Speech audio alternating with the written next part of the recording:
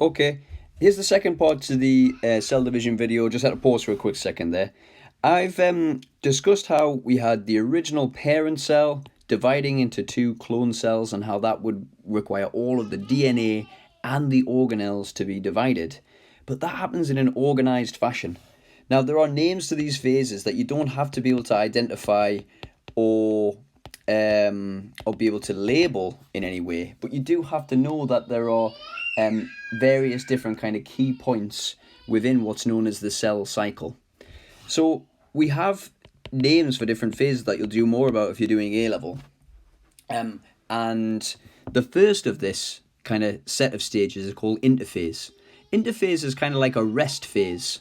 So when the cell is just duplicating all the DNA, getting ready to split apart, it takes all the DNA and the organelles and they replicate, as we've been talking about.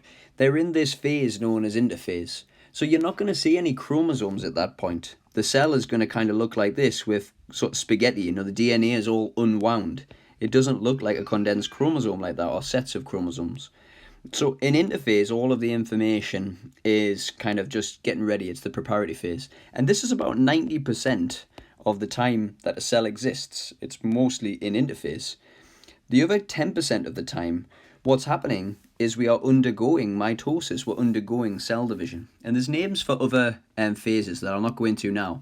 But we do have to kind of have a broad understanding about the key points that take place. And you could look them up if you wanted to. So interphase, we're getting ready for everything, and then cell division kind of starts. And the first stage of cell division is that all of this DNA here is going to condense into chromosomes.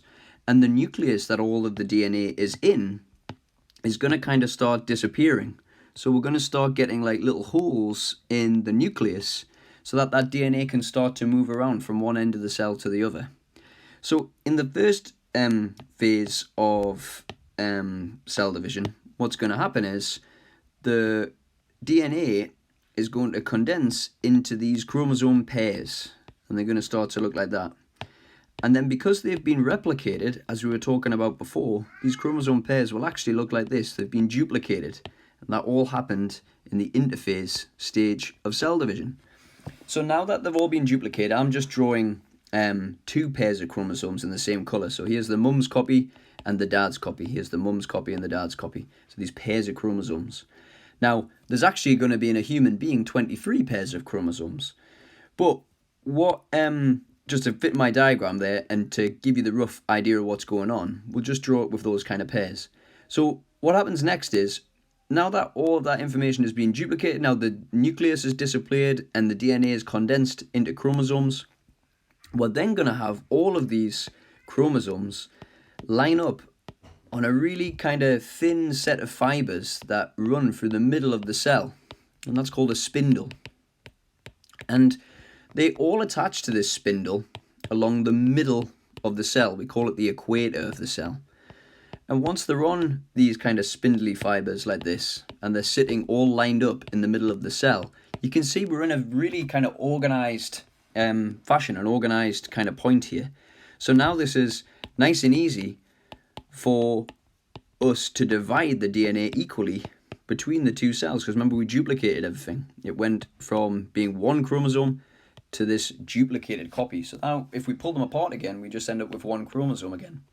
So what's going to happen now is that these chromosomes are going to sort of migrate towards opposite ends of the cell, or poles of the cell. The spindle kind of pulls apart the chromosome and splits it apart to either end.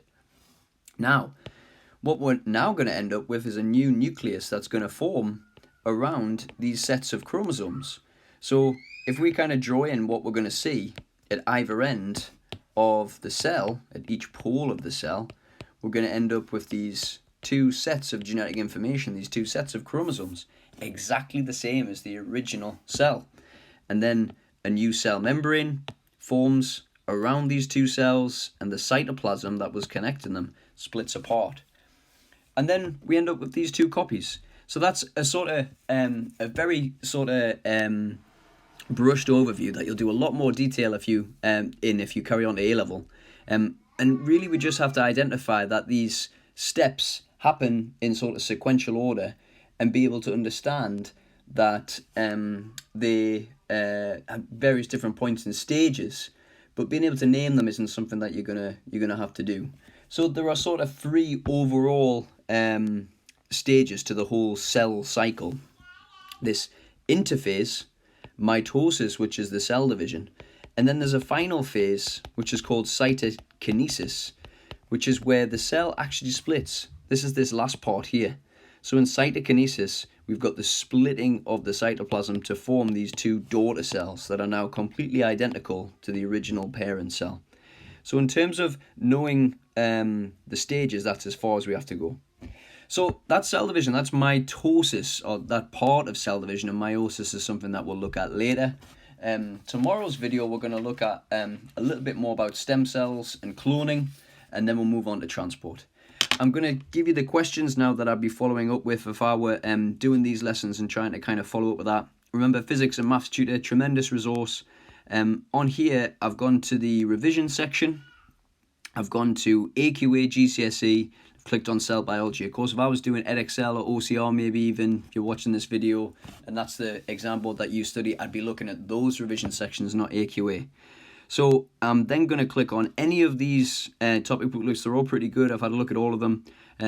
Click on question paper, and then you could use the mark scheme to follow up with that. And it'll give you some questions based on the stuff that we've been covering in this lesson. So you could follow up with that, try those questions, and then use the mark scheme, which is the document that says MS, in order to mark your answers and see how well you've done.